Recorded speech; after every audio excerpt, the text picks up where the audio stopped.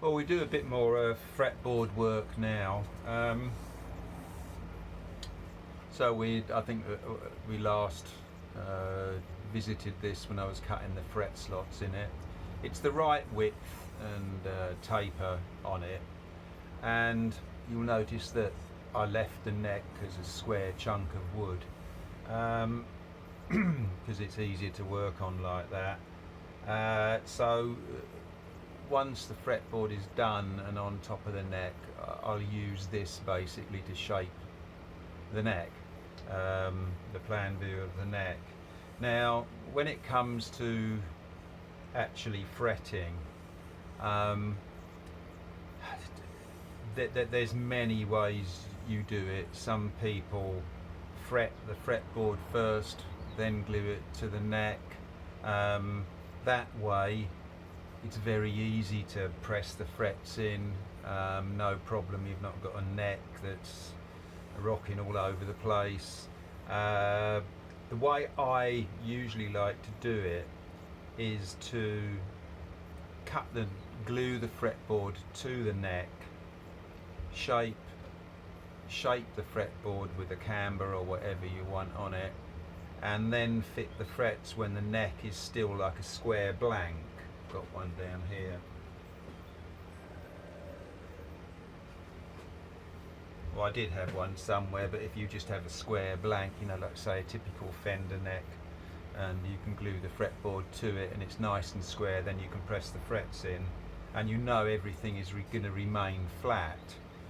The problem with doing this mandolin neck like that, and any arch top neck, the problem you've got the deep neck heel. You know, you've got the extension at the end of the neck, so it's very difficult to actually press frets in or hammer them in when the fretboard's on. So as with that sort of thing, I'll be fretting this first and then gluing it to the neck. So, but what I want to do is, I know some mandolins have a flat fretboard, some have a radiused fretboard, and there doesn't seem to be any contentious point as to having a radiused fretboard or a flat fretboard. I mean, I've looked online, Google, read some forums about it, sort of thing, and yeah, people don't seem to be really bothered whether you have a cambered fretboard or a flat one. So I'm going to do a cambered one with a 12-inch radius, and I mean, it's not going to be much on something this wide anyway, but I do play the guitar, so that has a cambered thing, so I think it will be more comfortable for me. So what I'm going to do is, I've got a scrap piece of flat wood. I'm going to do the old super glue and tape trick, glue this to that, put it in the vise and camber it. So let's get on with that.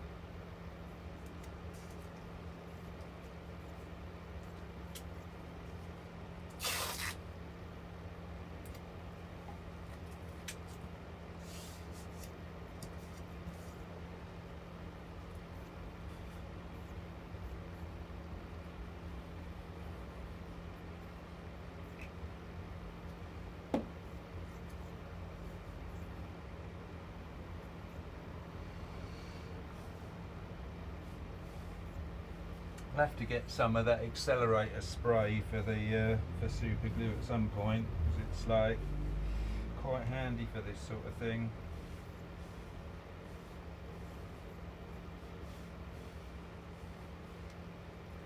Okay, so we've got that stuck on there now, and I can get like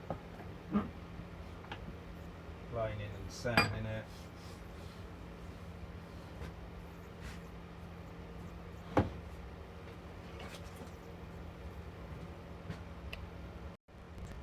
I've got two things here. This is my box of fret pressing cauls sort of thing, and here's a 12-inch one, 12-inch radius on that curve underneath. I've also got a 12-inch radius sanding block. To be honest, I don't really like these sanding blocks because I always find, although this is 12 inches, for some reason I always end up sanding more of a curve than 12 inches. They're all right as a starting point, but I don't like finishing off with these. So what I'm going to do is plane the top of the fretboard roughly down to the start the radius, and then really fine cuts with the plane. Because with all the fret slots already cut in, you don't want to start taking chunks off.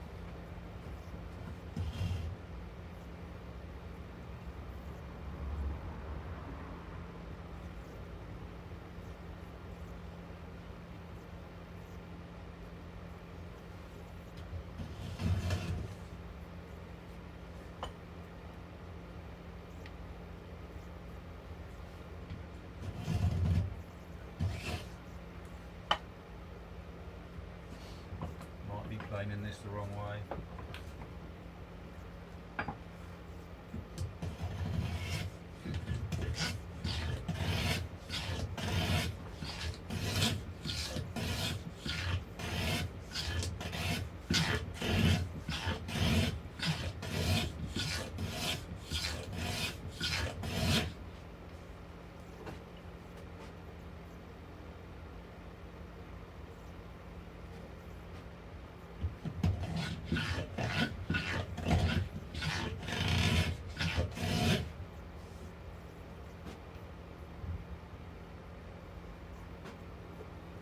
That's close enough with the plane.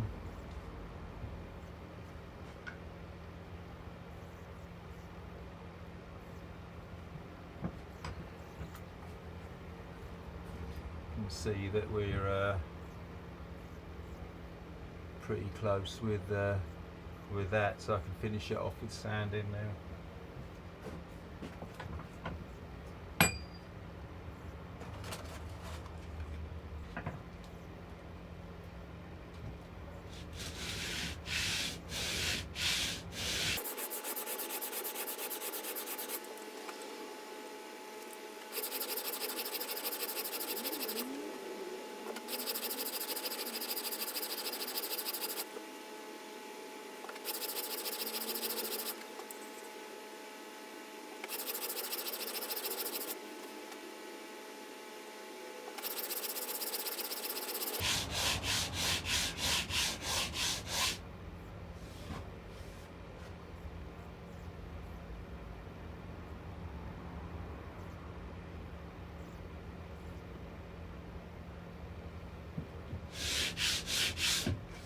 That's looking really good. This is quite coarse sandpaper, so you'll notice I'm actually using the back of this block, not the radius side, because I don't know, for some reason I don't get on with it. But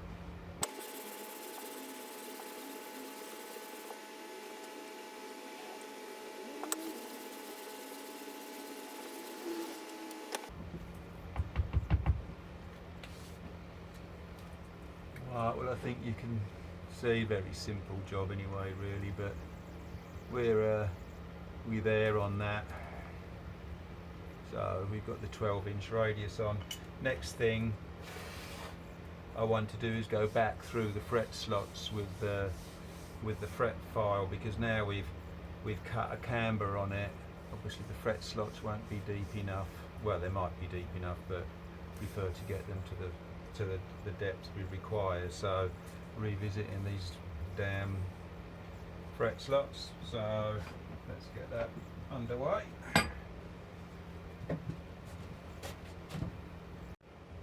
So I've got the fretboard now cambered, got the fret slots cut down to and just been through them with the saw again.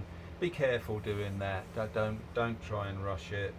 If you don't get the fret slots right, you'll be in a, it just gives you a lot of hassle kind of thing. So it's nice to get the fret slots nice. The next step before fretting is to get the marker dots in, so you can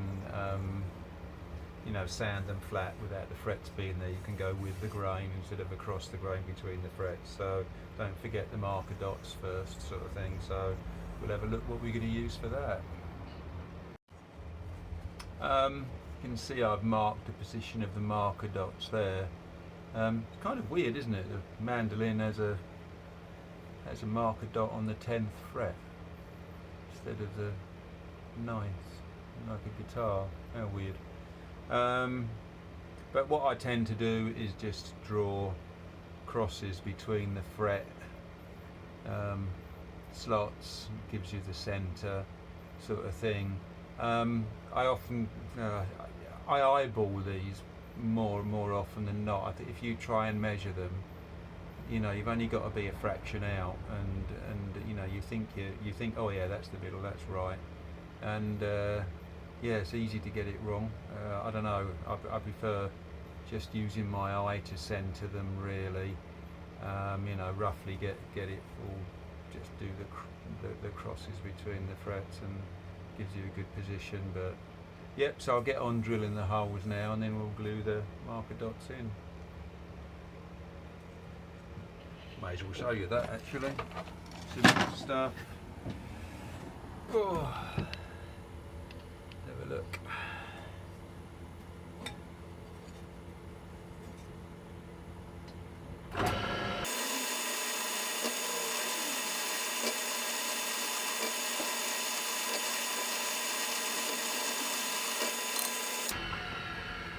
Yeah, I don't drill all the way through, obviously not, but they're all nice now. So I measured the dots at about 4.5 millimeters, so that's the dots I've kind of made, yeah, we can get putting them in.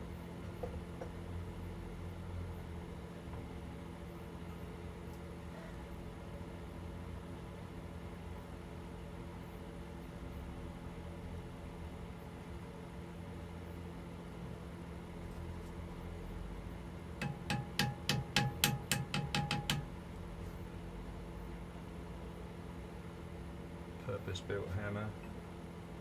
Yeah, right. Whatever's handy.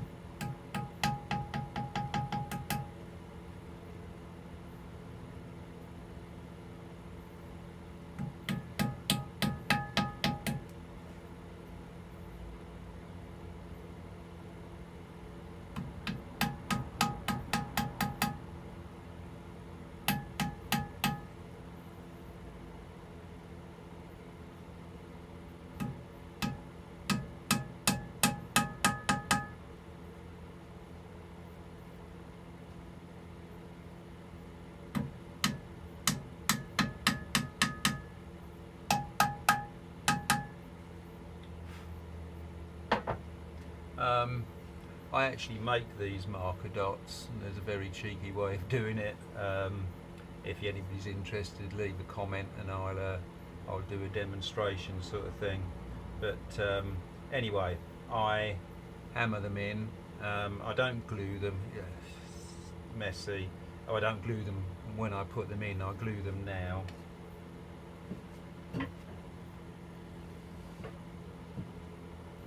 I just like use a bit of super glue and just wick a bit round the edge of the dot, and it will go into the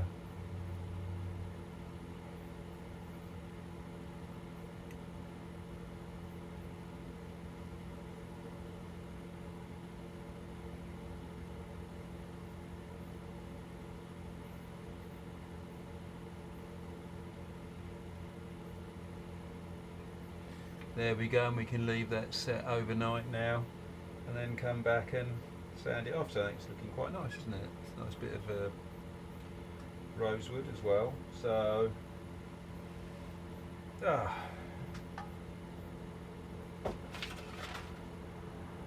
so we've got the neck extension now gluing. So next stage is going to be sand down the dots. It'll take 5 minutes, then we can get pressing the frets in, and then we can glue the fretboard on the neck. Getting one more stage closer. Thank you very much, and we'll be back to you tomorrow. I think it's time for some warmth indoors. It's a chilly January. Here you go. So this is what you do for the neck extension. No rocket science here really.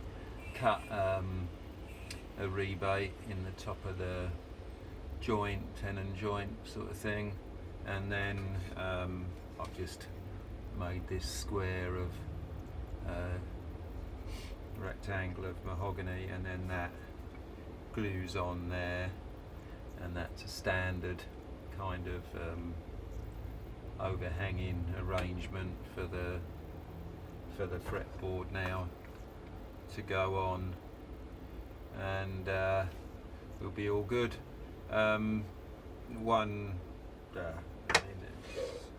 Like I say, I don't think that needs much explanation really, so I can get that glued on there now. But this is why you build the neck in this particular order, because you know, it's easy to cut the dovetail joint with the neck like that, rather than with the overhang on already kind of thing, and try and cut it down. So it's easier to do that way, and then just stick an extension on, very standard stuff.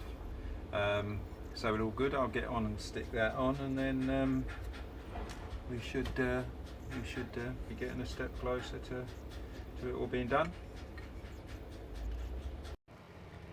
Okay, continuing on with the fretboard. Yesterday I put the dots in, and I've just quickly sanded them down to the fretboard level now and finished them off. Like I said yesterday, put these in before the frets. Yeah, it makes sense anyway for obvious reasons. You can sand them down with the grain. The next thing we want to do is we want to get ready for pressing in the frets. Now, this is probably one of the most important jobs on building a guitar style instrument. You don't want to bodge up putting frets in it's properly or none at all. And so we've got the fret slots cut to the right depth. Make sure there's enough depth for the tang of the fret wire, the leg, if you like, of the fret wire to actually fit, because you want the crown of the fret wire, the playing surface, to be pressed onto the fretboard. And one other thing I actually do, when you actually saw the fret slot, you tend to get a bit of an upstand around the saw cut, and that doesn't, you know, it doesn't aid the fret seating properly. So I use a little triangular file and just go over each fret slot, just to put a bit of a chamfer, and that's for two reasons. One, it actually takes away that little raised edge around the slot, so it allows the fret to butt up nicely to the surface of the fretboard, plus the fact it gives a little bit of a ramp, so when you hammer or press the frets in, then you makes it slightly easier for yourself. So let's get on and do that. Very easy, it's only a few strokes with the file on each slot.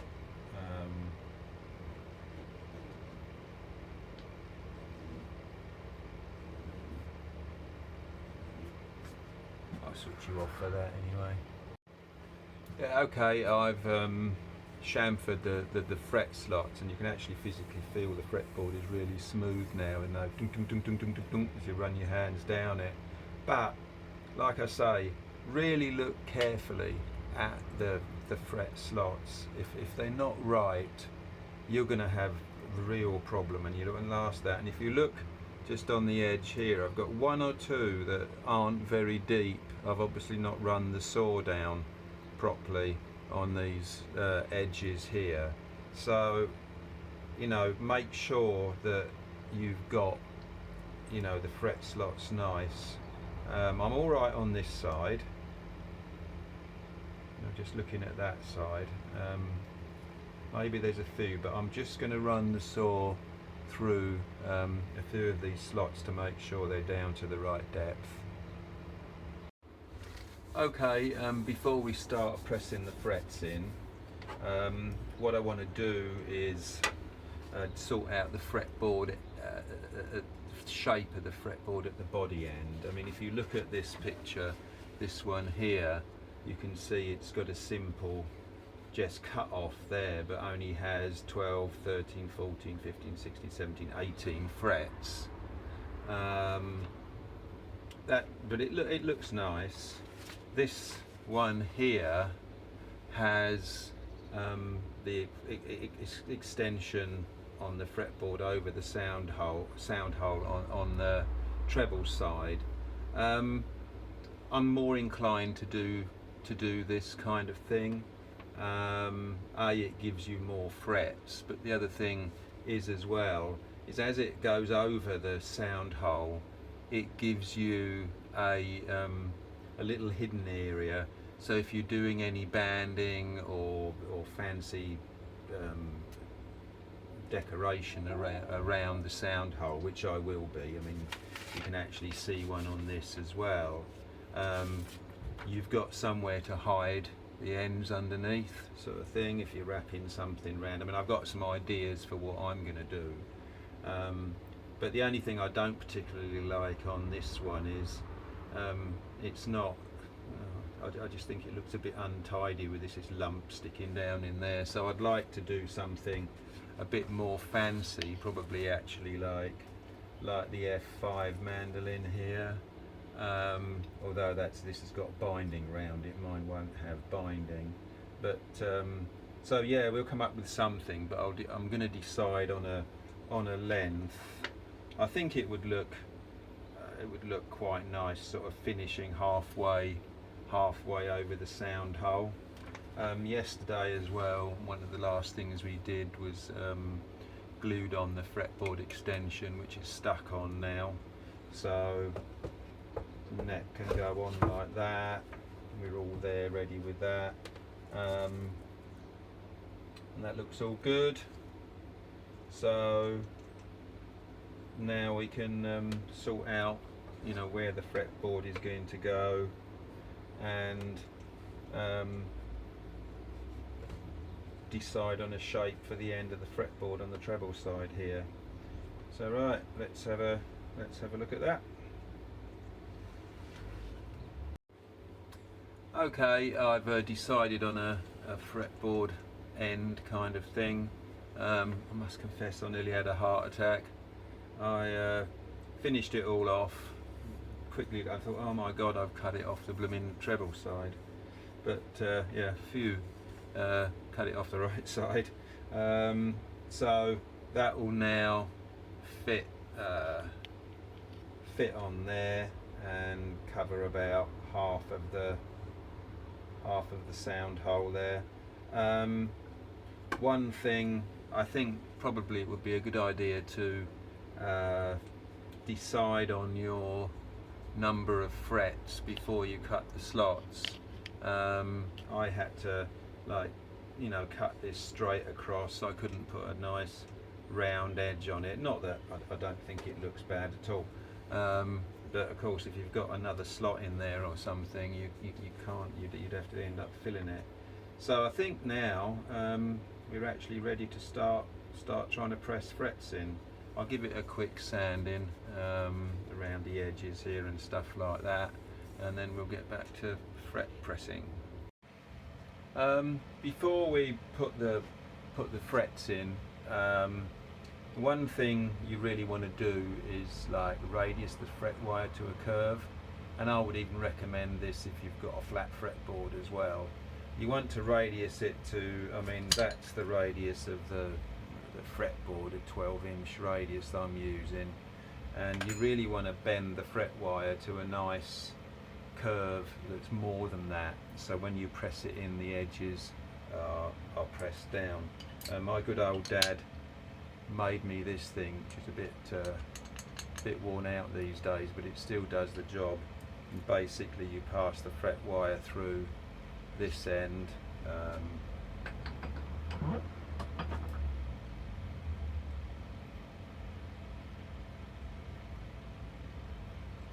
you put the tang of the fret wire in this slot in the wheel upside down, and to be honest you don't have to turn the handle if you just push it through.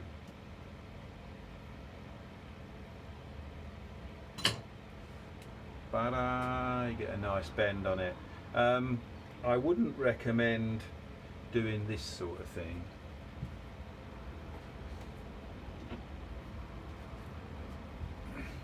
You know, thinking, oh yeah, I'll just do it with the pliers, grab it and bend it.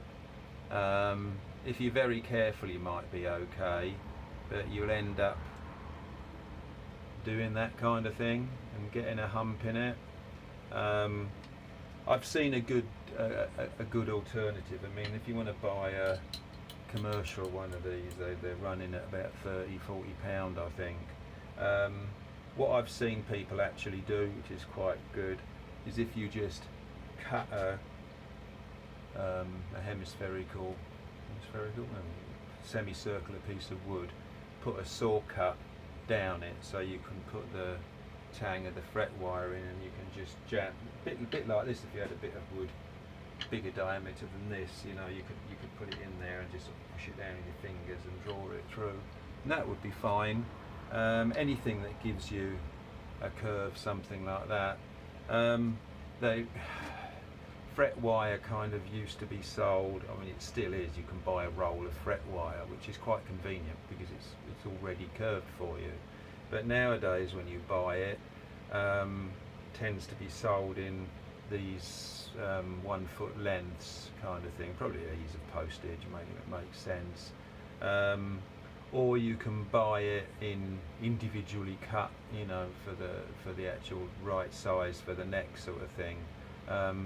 If you buy the individually cut ones, only buy the radiused ones, because you'll never. I've seen individually cut frets. You know, you buy a pack of 24 of them or something, and if they're flat, there's no way to bend them. I mean, if you start using pliers on them or something like that, you'll just make a mess of it. So if you buy the individually cut frets, a pack of 24 of them, and make sure they are radiused.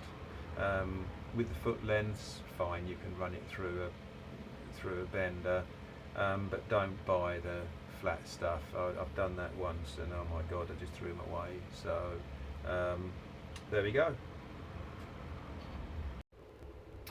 Well, I've just put 2 frets in. First one, disaster, really difficult. Second one was slightly better. Third one, fine. I've found the technique now. Basically, when I was radiusing the fret wire, that tool that I showed you that I've got, because this fret wire has got it's so small, when I was running it through that bender thing, it was rocking and the fret wire wasn't bending straight. So I did allude to another way of doing it, like a cheaper way. So I've just made this radiused end on this piece of wood and put a slot in it, and I can put the fret wire on that now and bend it round by hand. Basically it's a bit slower, but so what I'm doing now is I've got the fret wire like bent like that, which is plenty of radius, so I'm just putting it in the slot there, just starting it off with a hammer, just tapping the 2 ends,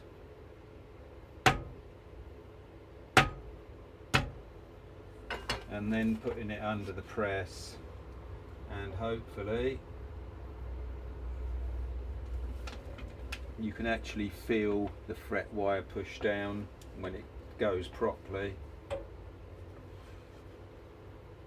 So now we've got a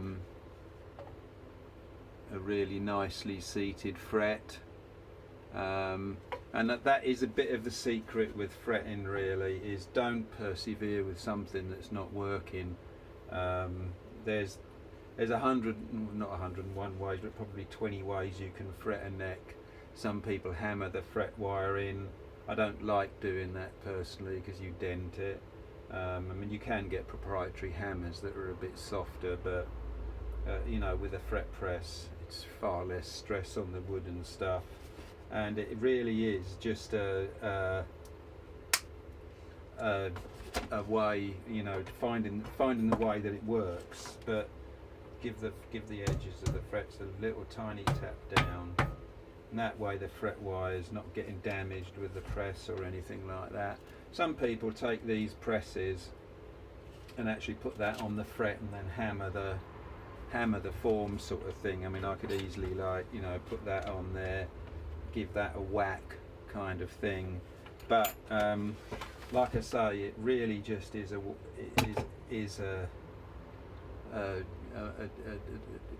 task where you've got to find what works. Different woods. I mean, if you had like a mahogany fretboard, it'd be unusual, or a maple fretboard. It's a lot softer. Rosewood is a really tough wood, and and ebony as well. And you're giving yourself a difficult job to do. My recommendation, if you were doing this for the first time, is use maple, because it's softer and it takes the frets a lot easier. And if you want the fretboard dark, just stain the damn thing, you know. But a rosewood is a very, very troublesome wood. I mean, sometimes it just goes really well, sometimes it's a real bastard, but you just have to find the way to do it. Do not persevere with the way that you're wrecking the frets. So I'll just get on with this now. I thought I'd bring you back over here and just show you what I'm doing with this, because it's turning out to be quite a vital part of the fretting.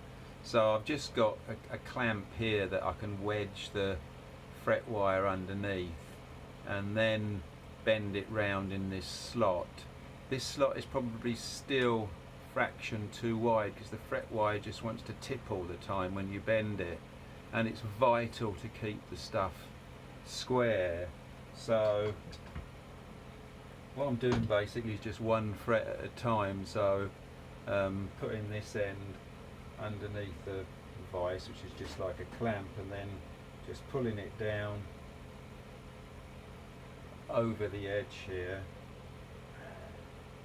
and now we've got like a curve on there, and that's kind of doing the job. I suppose I could carry on and do the whole piece actually, but I just want to do a piece at a time, so I keep it square. Once the fret wire goes out of square, it's a nightmare. I mean, this is quite difficult actually, but taking me time over it. I'll just do a couple of frets in real time just to show you, you know, how quick it is when you get the technique right. You know, when I put the first one in, I was there for half an hour, but here we go. Curved bit of fret wire. Just set the tang in the fret. Tap in one end, tap in the other end, under the press,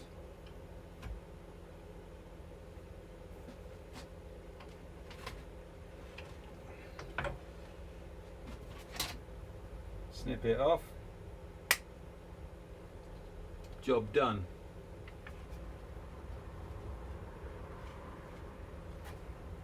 So once you get the technique right, bend and do the next one.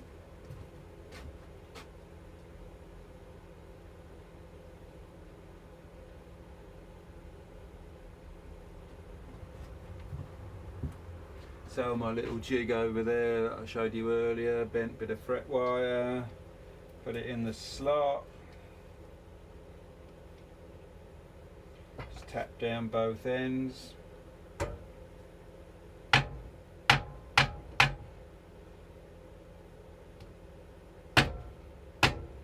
You know, nothing, there's no need to go whamming it or anything like that, otherwise you'll just end up messing up the fret wire.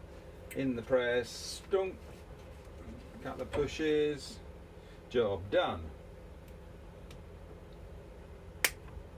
Snip the end off, bend another bit of fret wire up.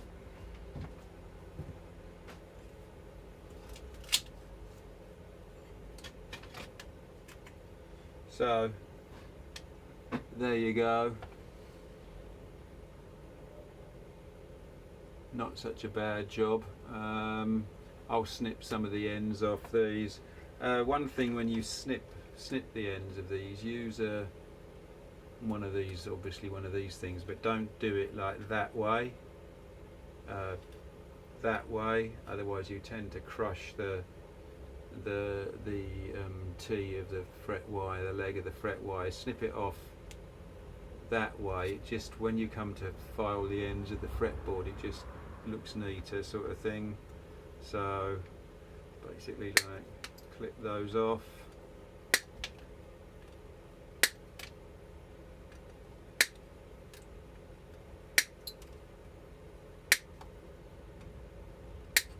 It's going to get more awkward when we get up to the end here, but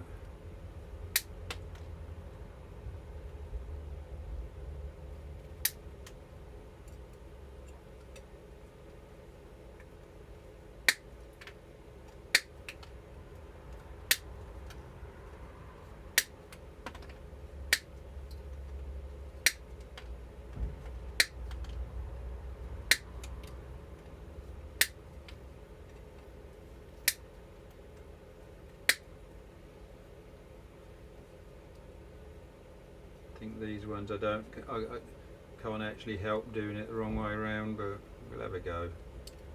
Get my cutters in between them. Just take a few bites at this, I think.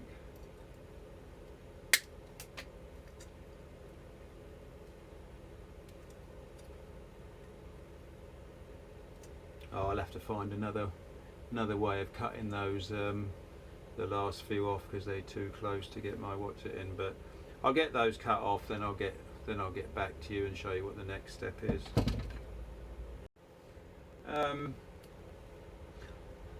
There's a few trains of thought really on whether to glue frets in or not to glue them in. Personally, I'm definitely the advocate of gluing them in. There's a couple of techniques for doing it.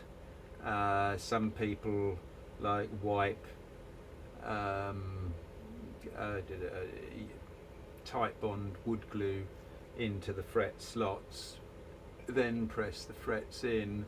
I don't really like doing that because, you know, obviously some glue will ooze out of the fret slot and then end up underneath the shoulder of the fret, if you like, and may give rise to keeping it off the surface of the fretboard. So I do like to press my frets into a clean slot, and then what I actually do is just get some very runny super glue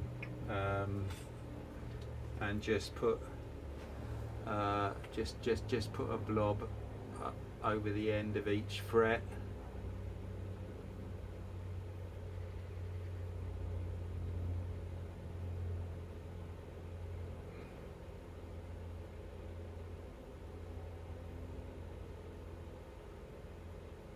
And super glue has amazing creep properties, so it will wick through things. You can actually see on the front of the fretboard there, even though I'm putting just a tiny dot on the end of each fret, it's running down, which the only quite bit of a pain you've got in that is if you've got a bit of cleanup to do afterwards, but I'll live with that, just for the, you know, the certainty that the frets are actually in there and they're stuck down. So I'll do that on both edges of the fretboard, and that holds the frets in very nicely. Hi there again. Well, we're back to the fretboard here. Literally just has taken me a few minutes to probably 10 minutes to clean off all the edges of the frets. I mean, I file them off with a metalworking file and then just rub the fretboard over a flat surface on the edge with some sandpaper on the edge, just to get the frets like rough, nice square finish on the edge. And then I cleaned up the surface of the fretboard with a file to get rid of the super glue sort of thing, whatever you prefer. So what we'll do now is, we've got the neck with the extension on. I can actually like roughly cut the extension now to size. I know where the fretboard's got to be. I know where the nut is, sort of thing. So I can, start getting the neck ready for the fretboard to be glued on. So that's quite exciting. So we'll get on with that. Like I say, I'm going to mark this out, cut it roughly, shape with a few mil over, and then once we get the fretboard glued on the neck, might get that done today actually, then I've got the final sizes to cut the neck down with. Like I say, I use the fretboard as a guide to cut in the shape of the neck, the plan view of the neck. So we'll go from there. Well, what I've done is I've trimmed the end of the fretboard off to exactly where the top nut is going to be. Now, top nut is 4 millimeters thick, kind of thing. So where I've got the end of the fretboard, the slope of the headstock coming up, there's the line of the nut there, so that's 4 millimeters away from there, just to set the end of the fretboard. And I've also like marked the shape of the fretboard on. I suppose I'm going to do this a bit not quite ideal sort of thing, because really I should have a proper clamping caul to put over the fretboard, especially as it's an arched fretboard with, say, a fretboard shaped bit of wood with some ribs down the side that squashes down. But I really can't be bothered with that for a one-off project. So what I've got is a plank of really soft spruce here, sort of thing. I'm just going to use that and clamp it over the top and then clamp it down. I think I'll be okay with it. So I've marked round the edge of the fretboard, but I'm just going to make sure that we're central. Yeah, that's fine. So let's get on and do some clamping. I'll get a couple of clamps.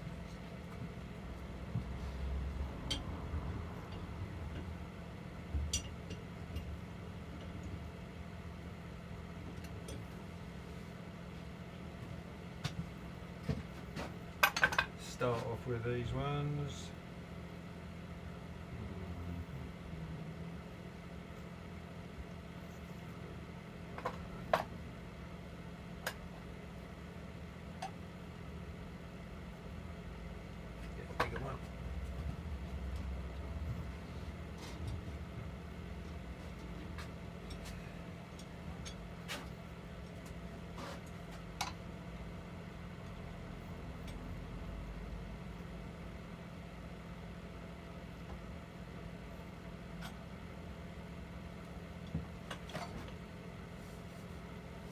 Now I've cleaned up the top of the neck, everything's like dead flat there.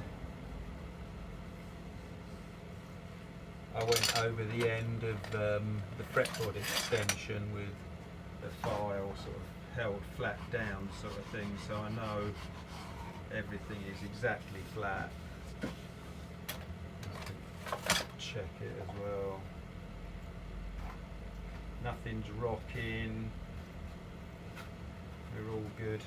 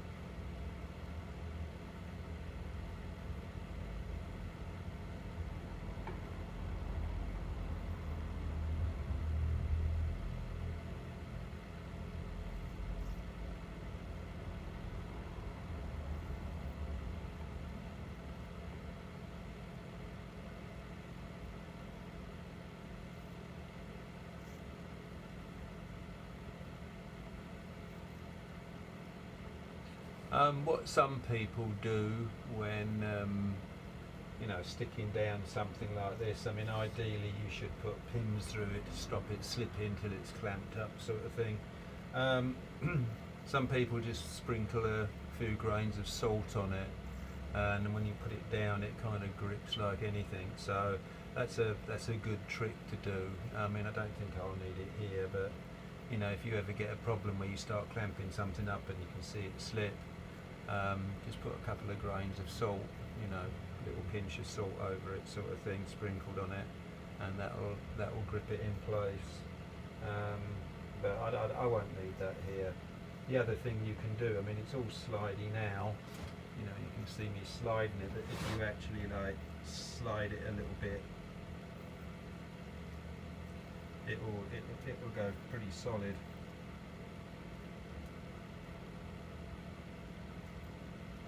Now I want to make sure that I'm on the line, so I'll squeeze out. Yeah, absolutely perfect there. And at the nut, spot on. And spot on at the back.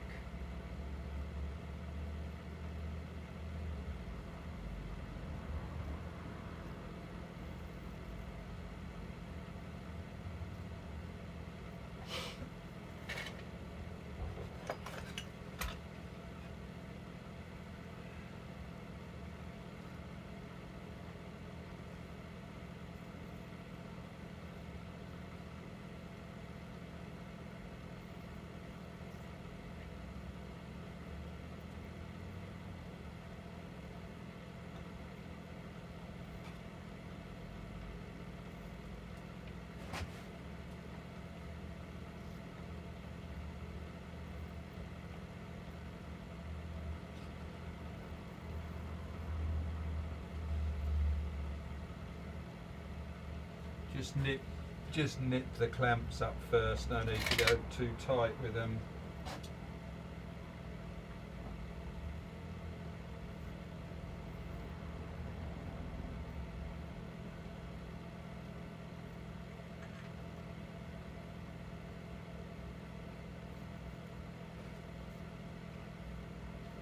If you tend to do one clamp up really tight, it will slide, sort of thing, so just nip them up.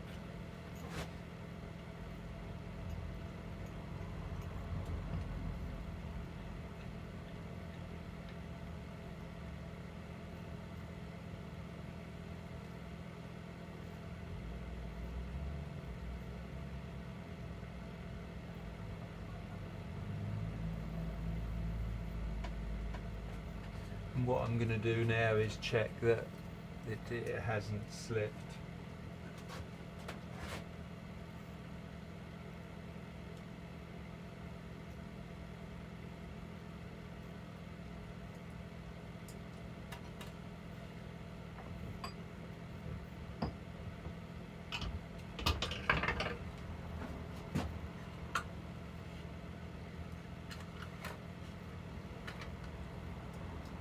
So I've measured one side, it's that much, or like I say, with this sort of gauge you've got the sticky out bit at the end, you can just shove it in there. That's absolutely perfect.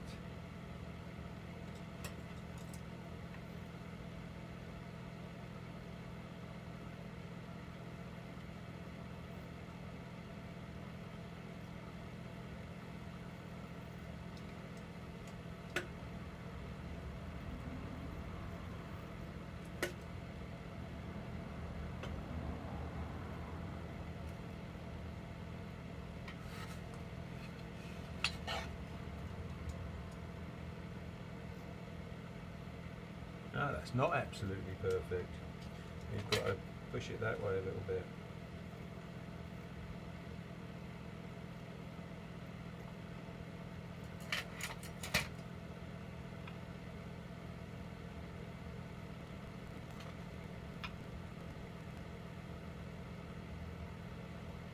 Yeah, time to get the clamps off and have a look. This shows when you decide to try and do a shortcut. You can bugger things up. you're not happy with it, I think it might be my measuring actually. Let's have a look.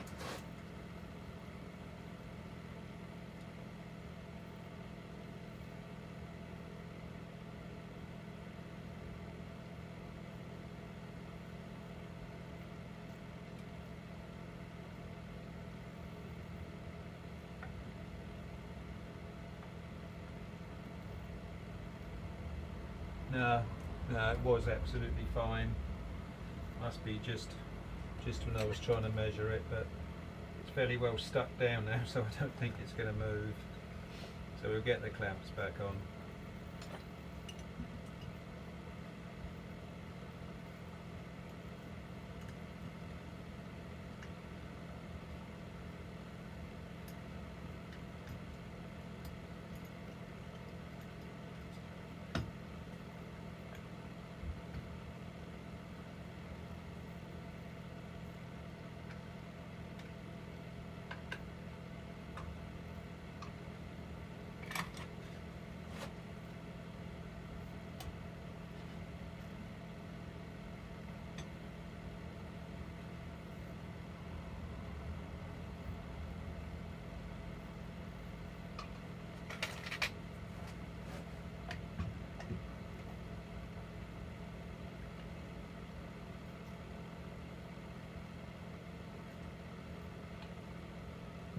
Let's have another final measure up.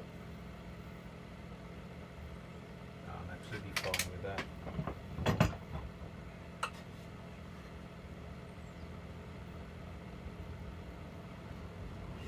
Yep, we're all good.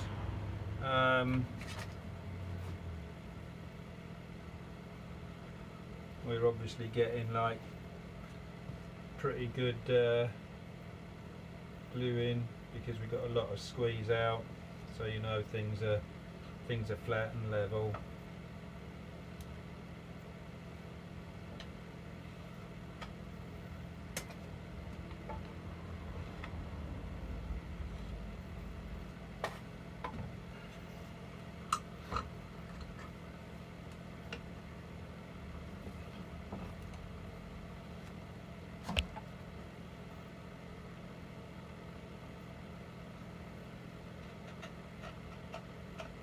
I can't get in there, so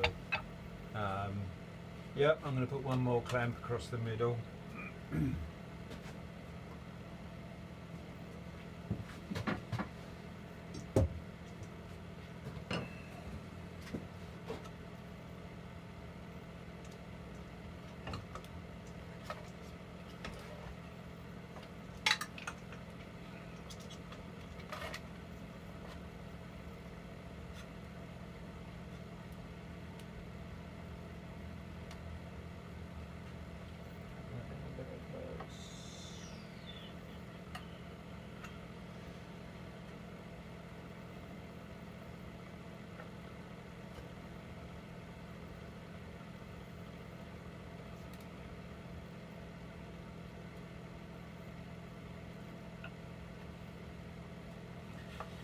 There we go, so the fretboard's on.